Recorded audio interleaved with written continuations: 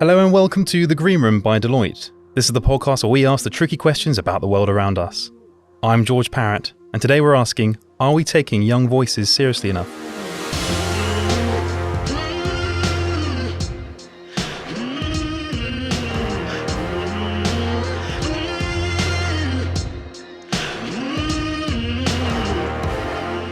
Thank you so much for downloading this week's episode. And just a reminder, you can find all of our previous episodes on the website on deloitte.co.uk/greenroom podcasts. Please take a look and listen back to some of the episodes from last season and this season as well. Today I'm joined by the wonderful Ethan Worth. How's it going, Ethan? Hi, George. Yeah, great this week. Feel very inspired after watching the One Young World montage from last year, and also learning about some of the inspiring things that young people have been doing right now and also through history. It is rather intimidating as a man in his early 30s to see that there are some fantastic young people on their way. So and that's right. Today we're asking this question, which are we taking young voices seriously enough? Arguably today's younger generation are the most informed, educated, connected generation in human history. And they have a lot of ideas too, and that we're seeing lots of young, inspiring activists who are trying to, take life by the scruff of the neck and set the agenda really. So, but I think we're in this place today to discuss this issue about how should we be listening to young people? How can businesses learn from the younger generation and these younger voices and make the most of it really, and then also maybe challenge that concept and try and balance it out against experience a bit as well. So I mean, Ethan, who do we have in the studio with us today to help enlighten us on this? So today we're joined by Kate Robertson. Kate is the co-founder of One Young World, a global forum for young leaders. She is passionate about helping young leaders to make the world a better place. Hi, Kate. Hi, Ethan. Nice to be here. Great to have you here. And we're also joined by Annie Wong. Annie is an assistant manager in Deloitte in financial advisory. She volunteers for one of our inner city London Deloitte Access schools and is attending the One Young World Summit in October. Hi, Annie. Hi. Thanks for having me. Thanks for coming. Yeah, so every week we kick off with an icebreaker question that none of us have seen. So this week it is, what's your hidden talent? Kate, do you have a hidden talent up your sleeve? I make so much noise. I'm absolutely convinced that nothing is hidden. I'm really having to think incredibly hard. I'm not sure that I have a hidden talent. If you have a talent, why hide it? Such talent as I've got is probably out there. By the time you're my age, and I'm 64 next month, I think it's all out there. How about you, Annie? Yeah, I think most of my talents aren't hidden. I was going to say playing the piano, but I don't think that's hidden. But one thing is I have really bendy fingers. Okay. I feel like that might be a hidden talent. Not so much talent, but it's quite creepy. It freaks people out. Could be useful. Oh, that is, the listeners can't see this, but it's quite horrifying. But perhaps useful for trying to get into a vending machine or get around the back of a TV or something. But I'm not sure. A vending machine? I'm not sure. Yeah. I haven't actually tried that. Yeah. My hidden talent, I think talent, if I find it anywhere, is a bit of a novelty. But recently, I'm getting very into gardening. This is what I've learned this summer. I was planting some vegetable in the garden with my daughter. I've grown some fantastic sunflowers, almost award-winning height on the sunflower front. But I think that's I think I could definitely sort of see that developing a bit. Amazing. Yeah. Maybe we'll be doing a talk at One Young World soon about your amazing talent. Yeah, Agribusiness. Ethan, you must have hundreds of talents. Well, avid listeners will know I went through a phase of learning to break dance when I was in my early teens. So one hangover from that is my ability to do a handstand. So I used to whip that out all the time, but now not enough. I can walk the length of a whole room on my hands. It is probably the most impressive thing I can do. That's a talent. Yeah, that's useful. Yeah. Yeah. Great. Well, let's dive into this week's big question, which is: are we taking young voices seriously enough? And Kate, perhaps I could come to you first because you're here representing One Young World, and I think this year marks the 10th anniversary. It does. Of it, yeah, which is fantastic. I mean, perhaps you could maybe give an overview of the event, what it means for you and for the participants taking part, and what opportunities and issues are likely to be at the forefront this year. One Young World was established to find young leaders and to help accelerate their leadership role in the world, which of course means getting their voices heard. But it's not just about getting their voices heard. It's really looking for leaders. And I think sometimes, not so much now, but in the past, we would be told that One Young World was a youth movement, and it isn't. One Young World is a movement of young leaders and all of the people who see what we see in these young leaders and are trying to advance their leadership journey. So I think that's the most important thing about One Young World. The showcase event is the Global Summit, which, as you said, we're heading for the 10th one this year. But we also work on the other 361 days of the year in guiding the community, which is now 10,000 young leaders in every single country in the world, helping them get access to mainstream media, connecting them where they need to be connected with organizations, with businesses. And now one of the things that Deloitte itself is supporting with Lead 2030, making sure that people, young people who have genuine businesses or social businesses or movements on the ground, but they have to be up and running, that they can get $50,000 in capital to help them scale what they're doing. The world is very quick these days, given the huge percentage of the world's population that is under 25, and in the developing world it is absolutely enormous, that it's all very well for people to say, for example, at the United Nations, oh, the young people must deliver the Sustainable Development Goals. Well, that's fine, okay? Young people want to get things together and make positive change. They don't have access to capital the way we might, or people like us in business might. So that's the reason that we provide those prizes under Lead 2030, is to say, let them have capital. And I think that in itself is just a small way that you can see that young people are not given, young leaders are not given everything that they need. Some of them can manage without that access to capital, but if you can have access to capital, you can do an awful lot more good. And it's about really giving these young people a platform to talk and then try and bridge that gap with those that have the capital. I think on the logic side, it gives them that. I think that, these days when we say platform, we we obviously mean the online world as well. And there's the summit itself. And there's the fact that around the world every year, this last year, there've been, I think by the time we get to the summit, there'll have been 50 caucuses around the world, which is where the One Young World ambassadors meet up and drive their efforts onwards. So I think it's that platform. But as I said earlier, the mainstream media access point is a serious thing. Despite the world of social media, the conversations with and at power still take place in mainstream media. And Annie, just bringing you into this as well, as a, we're, as I alluded to at the start, that the sort of Greta Thunbergs of the world are entering that mainstream media quite successfully, really. They are owning that agenda a bit. Do you feel that your voice is being heard in society? I think there are many people that do listen to young voices, but having said that, I think there's always room for improvement. And I think working in a big corporate, you can see that change is happening, but change is quite slow. And so while it's all moving in the right direction, I think there's always things that can be done, particularly from leaders today, to help encourage young people and say, you do have a voice, you do have a platform, we do care about what you have to say. And why do you think that's that? It sounds like we're the direction of travel's good, but why do you think that change has happened in recent years? I think it's partly what you were saying earlier about young people being more engaged, more connected, more informed and educated, and with that they become more accountable to society.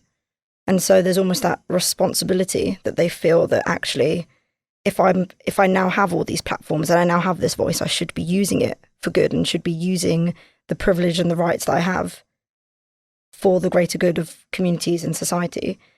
But then I also think the rise of technology, social media, your opinions, your voice can be immediately distributed to friends, family, whoever you are linked in with online, and you can debate and talk about your ideas straight away. And that gives you a voice, and you might not necessarily have had that before. I think it's a combination of young people being more engaged and accountable and the rise of technology. So they're more engaged, but then also, whereas young voices in the past might not have had those tools, now the voices is more of a kind of equal tool that people have access to. More equal, I guess. Yeah. I think like traditional forms of citizenship and politics didn't necessarily resonate with young people that much. And now there are so many alternative ways of getting involved, things like demonstrating, petitioning, activism, that there are more options for young people to contribute and make their voice heard. Definitely. And I think it is probably also worth mentioning things like, I don't know, the civil rights movement in the US. That had a big young person element. So it has been a theme throughout history. But I think, as you said, those tools mean that it's kind of more open to everyone, as well as that increased level of engagement, definitely. But I mean, progress is always led by young people, isn't it? They're the ones with the new ideas, trying to, and over time, they come to adulthood with their fresh young ideas to kick the old dinosaurs down the road. Is that do you agree with that, Kate? I don't think that's unfair, but going back to Annie's point about the tools available to the age group today, this is a different thing. But one has to say, when we say, are young voices being listened to or attended to, I think for me, and a deeply frustrating issue, there's a huge question mark around that. So if you look at definitively, for me, Young Leader Activist of the Year, if not of the decade, is definitively Greta Thunberg. But if that voice were truly being heard, governments would have moved further and moved faster. And I know that 3 governments now have made declarations. We need to see the meat behind that, but that's 3 governments out of 206. So what are we really talking about here? And I do think, to Annie's point, I think the age group that I've dealt with over the last 10 years, some of them over 30 now, but of young people, very active, as Annie said, very concerned, feeling very accountable.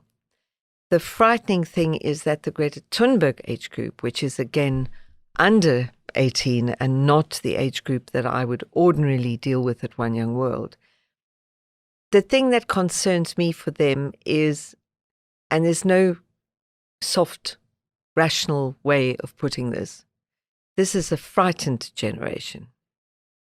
That's a scary thing. And they're scared with a reason. There is every reason to be afraid. So are they being heard? For me, question mark. But is that child a leader? Yes. And what are their stay awake issues and what's scaring them?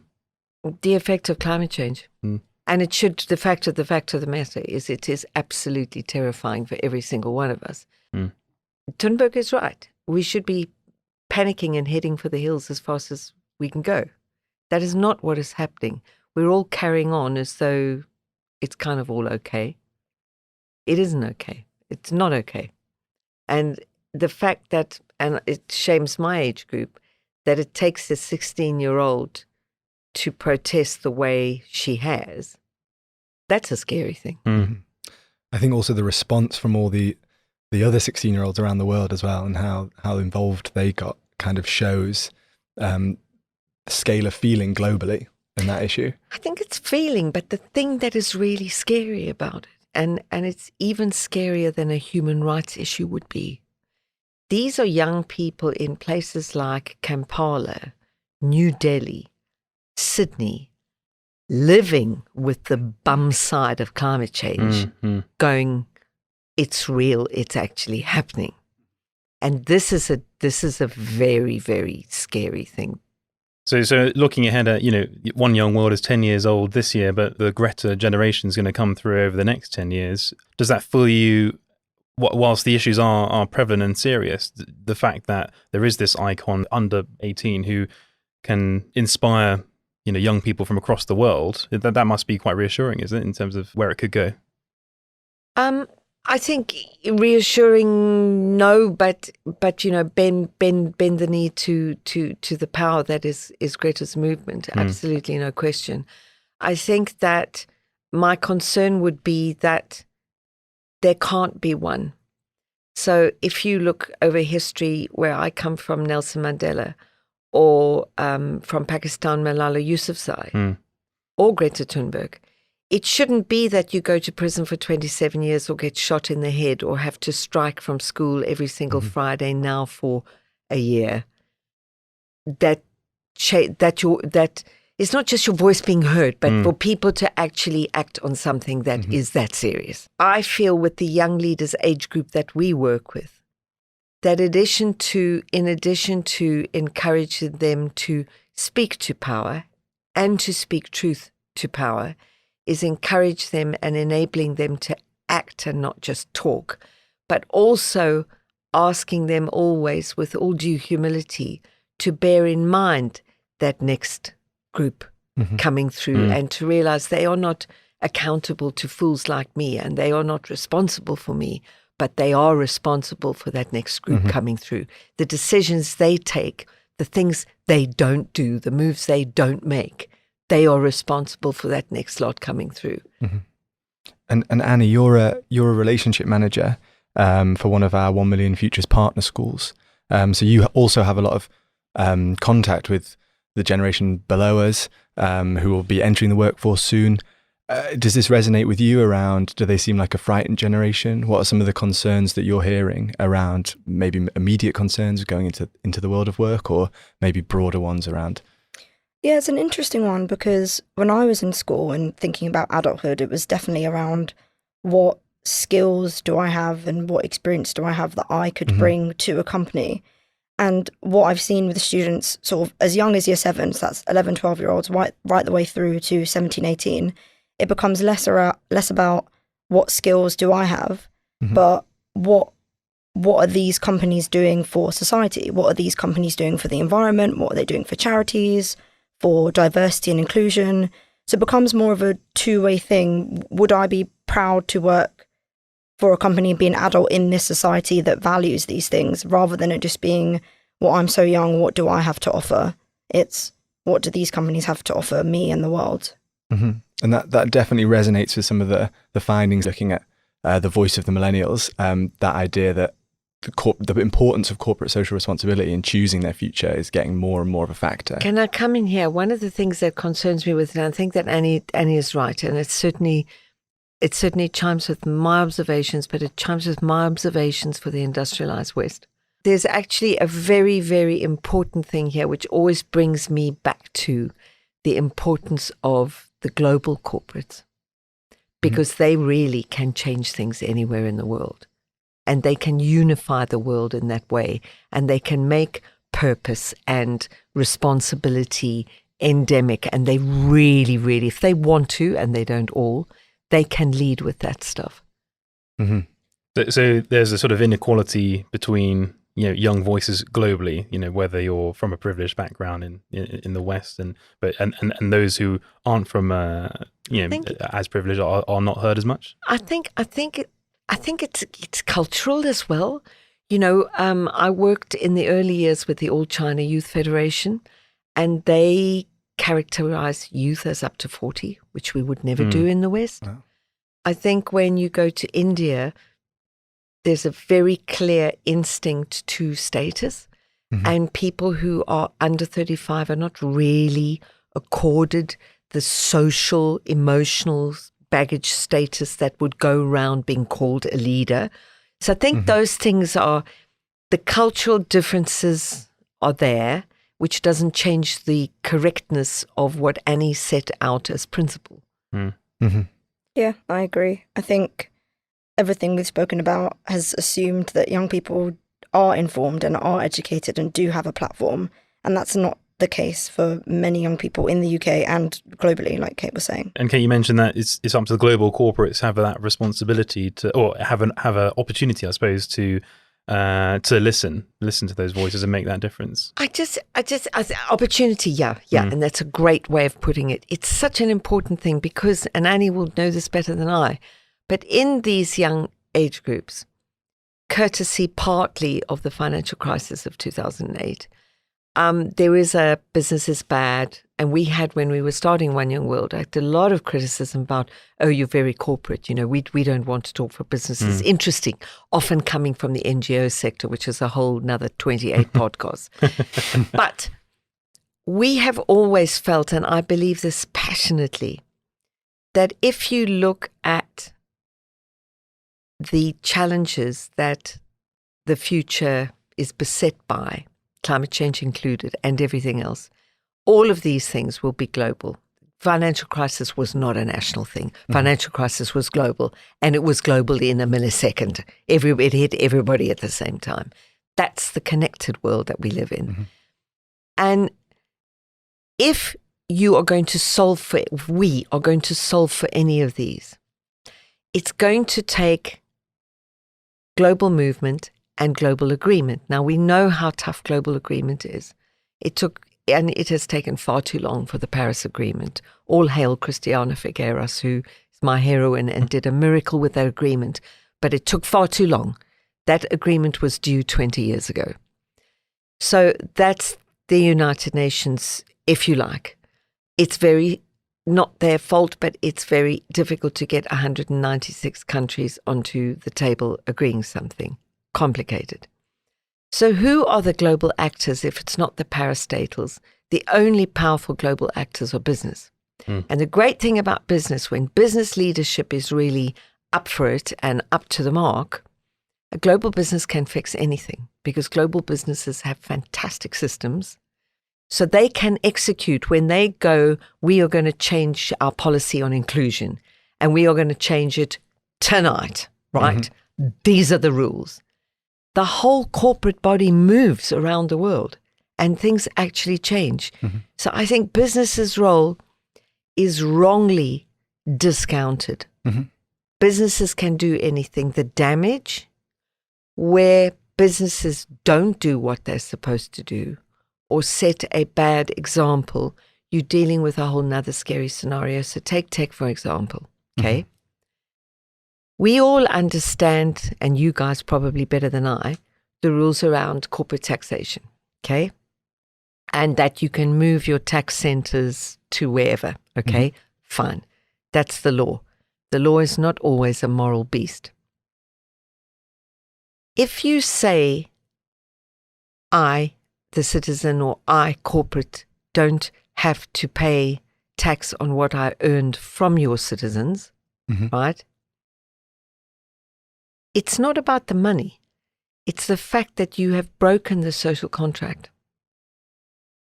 And breaking the social contract between the citizen and its taxes for its state is fundamental to the functioning of any state, whether city-state or the nation-state. There's a very, very serious thing there.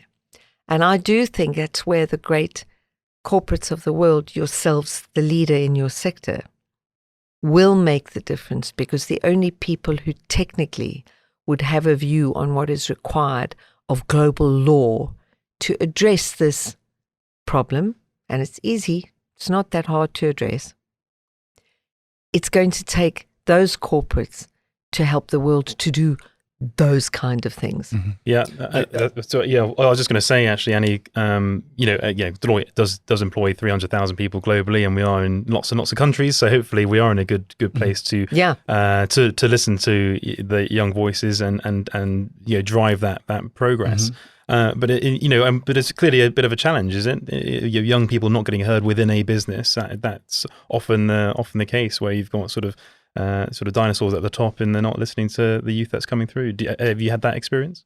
Yeah, I think large businesses are great in the way that they can affect change, like Kate was saying, but large businesses are also very bureaucratic and therefore change can be very slow. And so while there are plenty of programs and structures in place at many businesses like Deloitte for young people's voices to be heard, it takes a lot of time for it to actually impact the culture. Because I think it's one thing having a program in place or a quota in place or wherever it might be, but then actually affecting the culture and how young people are perceived takes a lot longer. Yeah. So I think, immediate policies and things can be done, overnight, like Kate was saying, but it's the cultural change that will take a lot longer. Definitely. And I think, coming back to your point around this generation valuing maybe social responsibility more, in some ways that's kind of a power. I agree with you that it's a privilege of the West, but it's also a power as a potential employee and also as a consumer, that if you make that important, then that will incentivize businesses to change, these global businesses to make those changes. So although the decision making comes from the top, I do think that there's power in the people, or in the employees, in the consumers. So I think if that's a trend that's being seen, even if it is just in the West, that's a useful thing that's happening, or a useful trend. There has been this war for talent, and it does throw a light on Annie's first statement, and it says, what are you doing for the world, and are you decent? Are you a good company? Would I want to work for you? Mm-hmm. And we have certainly seen that. The Western the corporates that we work with who are Western, there is absolutely no question that there are people in those companies who go, I want a young Annie to believe that my company is socially responsible. Yeah, so it's not just about, are they taking young people seriously? Is actually a bit more basic question is, are they even listening to our young people? I mean, and it sounds like when you've gone through that process where, hopefully you've chosen a company because you feel like that is giving you that opportunity to be heard. Yeah, absolutely. But I also think it's one of those things where it might not necessarily be advertised or encouraged to individuals. You have to push for it and fight for it and make your voice heard, and it will be heard because the programs and structure are there. But I think there's a lot that can be said for encouraging and promoting it as well. And do you think there's that kind of, it's about that balance, isn't it? I mentioned at the start this, youthful injection versus experience heads. And, there are many instances in business where you do need someone who's done this before and kind of knows the ropes a little bit. And I guess, from my experience, you do look up to people who have a bit more career experience, and they can kind of guide you and mentor you in that sense. Yeah. But how do we, but clearly the balance is not quite right at the moment. Maybe perhaps that experience, those experience heads don't quite listen out to the younger voices. How do we address that and find a bit more parity? I think, like you're saying, it's a balance between knowing your worth and knowing that you have fresh energy and a different perspective to offer, but also respecting and appreciating the wealth of knowledge that comes with experience and skills and being around the industry for so long and seeing different waves of change. And I think the latter part is largely there. There's a lot of respect and appreciation for experienced people and partners and things who have been business leaders who've been around for however many years. But I think it's the young people knowing their worth and being able to say, okay, I don't have 20 years of experience in this industry, but I have fresh energy and a different perspective and a different way of looking at things that can ride the wave of change and help us be more efficient, more effective, do better in society, do better for our business. And that might help in terms of that action point. If you're able to have that, the ability to have that dialogue with the experienced hand, then that person in that leadership position will be able to kind of action those ideas which come through, perhaps, and actually make that progress happen. Yeah, I think it's a two-way thing. I think the more experienced generation can be more open to the value and worth of young people. I think it's very easy to dismiss them and say, oh, you're not experienced, you don't know anything. And in a lot of cases that might be true, but they can always offer something, and that something isn't always valued or seen immediately. Yeah. Mm-hmm. And how about your personal experience, Annie? I know that you chaired the Junior Financial Advisory Committee. So how was that, and how did having young people on the committee help to shape the agenda? And yeah, it was an interesting one. So we hosted a lot of town halls where people could talk about their concerns and their ideas for the future of the business, and then we had to consolidate them all and present them to the talent partners, who then took them up to the exec. And I think it's never going to be the case that all the ideas that you put down will be executed exactly how you want them. But the fact that there was even that channel to say, this is what young people are saying, this is what the more junior staff are saying, these are their concerns and these are their ideas, and we will present them to the leaders, and then it's up to them whether or not they take it seriously. I think that one of the things that is interesting about this, especially in the year that we're in 2019, we've heard from our community around the world, and I literally hear this in every meeting that I go to, every single one. And I hear this from all of the One Young World ambassadors all over the world. If you talk about business leaders, someone says Paul Polman. It's just absolutely guaranteed that his name is in the room. And the thing that's interesting about that, about the Unilever example, I think, is that a business that wants to prepare itself for 5 years' time or 10 years' time, who wants to be future-proof, who wants to be really at the top of the competitive tree, the simplest way to do that is to sit down with your young talent, is to listen to their ideas and watch your step. Because if you want to be ahead of the curve, you take what the young gang are telling you, examining it, rip it apart, put it back together again, think about it, and try to act where they are leading you. Even some things that sound daft. Get a decent committee of, as George says, of experienced heads together and say, we've just had this suggested to us. Have we gone out of our minds? What is this? Let's look at this. And that sort of thinking, that ahead of the curve stuff, is only going to come from youngsters. You cannot find it in your experienced heads. It isn't there. But is there a bit of a challenge where, one of these experienced heads, in their 50s who didn't have these opportunities when they were young, might feel a bit of a resentment about these kind of young guns, young mavericks coming through with these fresh. They do. There's no question about it. I think over 50 is one story. In my experience, people 35 to 50, that's the tougher zone. And some people unkindly call that the permafrost, and I know what they mean. But the thing is that you are talking here about groups of people, and the age group is that's a guidance that's rough. People who maybe have a property or are trying to put some savings together or have children or things like that, and those become a focus, and change becomes a threatening thing. Change then is not, oh yay, let's change. So there is that thing. I think that's difficult stuff for a young person to appreciate and to understand that that thing is there. But nothing changes the fact that if you take the leadership of a company, and the leadership of a company is going, you know what, let's try this stuff. Now, it doesn't mean the guy who's 50 gets cut out of the loop. Maybe he gets to lead some cool stuff, yay. But you know what? I feel, and I felt this very strongly when I was global president of Havas, you know what? You resent it, then leave. That's fine. Sort of get with the times. Yeah, exactly. And Annie, we're talking about this kind of working together across generations, and which I think we sort of touched on in a previous podcast as well. But I mean, do you, when you're you've had an illustrious career at Deloitte and you're at partner by the age of 35 or whatever, and do you think you'll come on, Annie?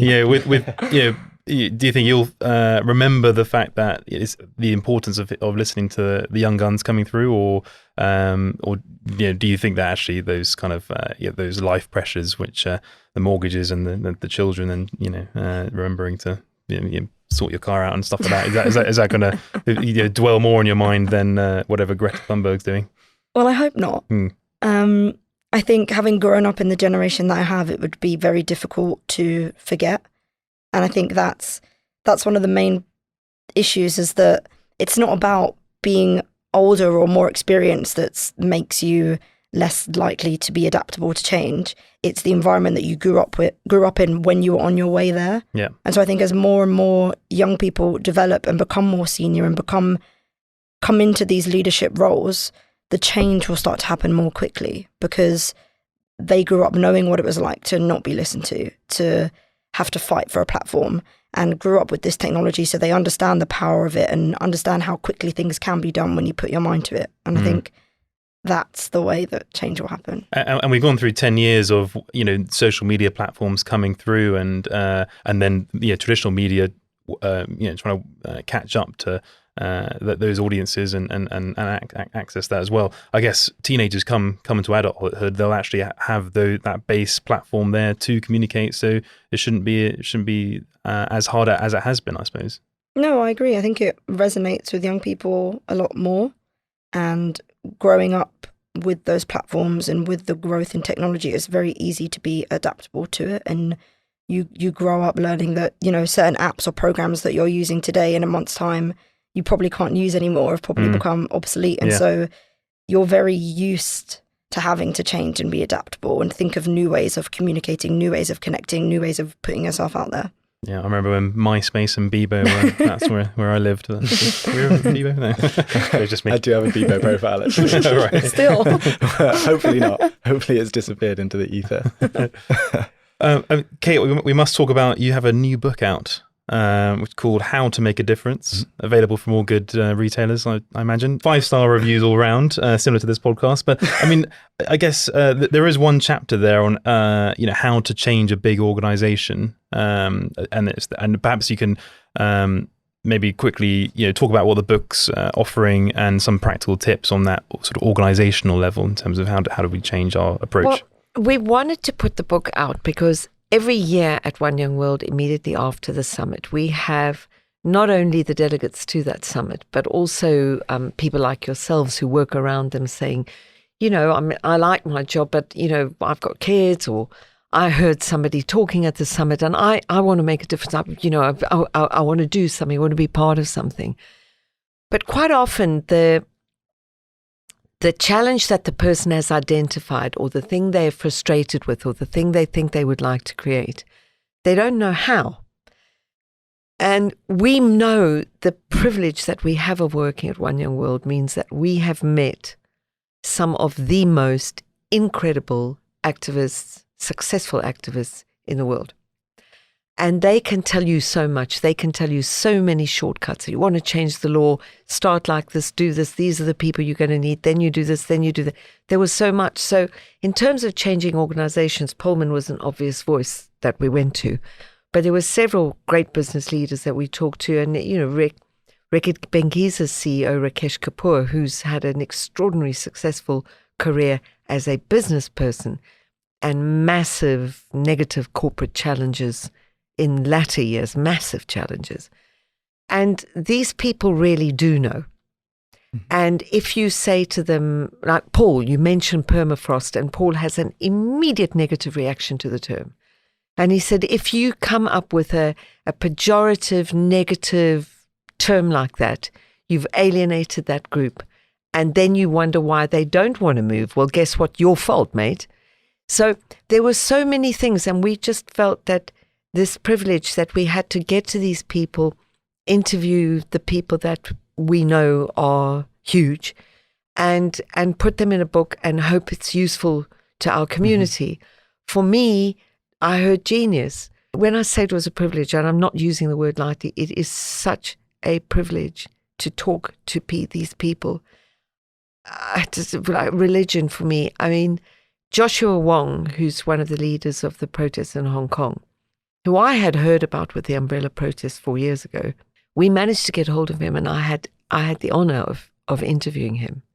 And to talk to someone who's 22, who's been in prison, who knew he would go back to prison, he's just been, and he will be going back again because he will go to trial, as many of them will. As a person my age and as a mother, I'm wanting to say, hey, just stop it, get on with your life. And I didn't want to be critical of him, obviously. But I said, Joshua, well, why? And he said, my people want democracy. They were promised democracy. And if I go to prison for 7 years, it really doesn't matter. What matters is that my people have democracy. And whatever I have to do, whatever sacrifice I make, as long as they get democracy, it doesn't matter. And I promise you their hair stood up on the back of my neck. And then you go, the world is full of the most incredible young people. And they really drop me to my knees. They really, really are something. And it really makes you believe that things can change. They really can. And Makes me really want to go and read the book now. That was a sales job. So I was going to say, Annie, so not exactly the book, but you are going to the summit, the One Young World Summit. Yes. And as you said, Kate, at the beginning, One Young World is a lot more than just the summit. But I guess, what do you feel, Annie, is the benefit of bringing all those future leaders together with the leaders in business, politics, activism? What do you see as a benefit for that? And I guess what are you most excited about? I think when you bring together people from all over the world with all different backgrounds and experiences, you learn so much about what people have achieved and what barriers people have overcome and how people look at things and their different perspectives. And it's very easy to get caught up in your own cause and your own issues.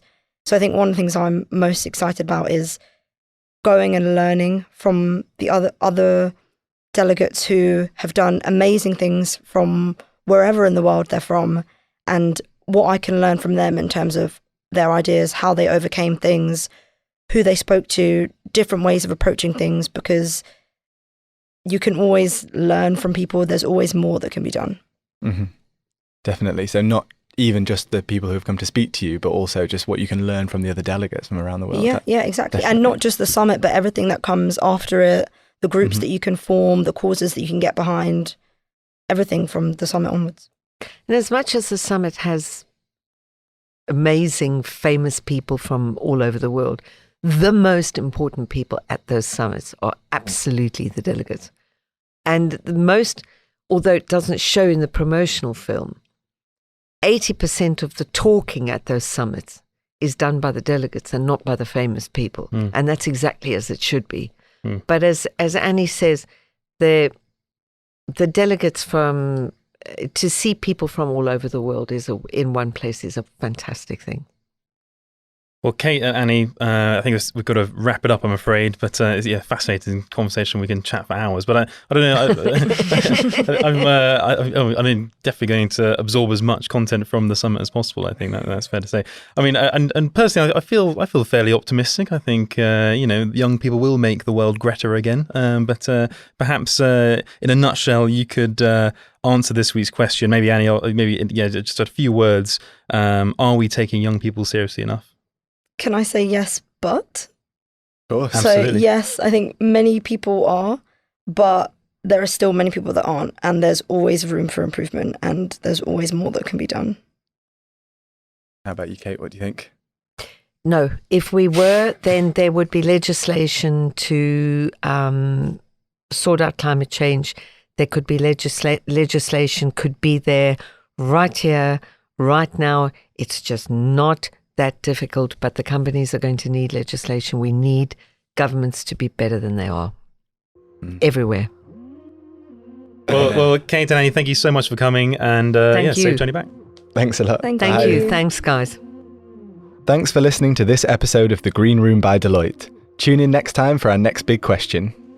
This podcast is produced by our very own pod squad and hosted by George Parrett, Lizzie Elston, and Ethan Worth. Thanks to our creative studio for their technical support. Original music by Ali Barrett from our consulting team.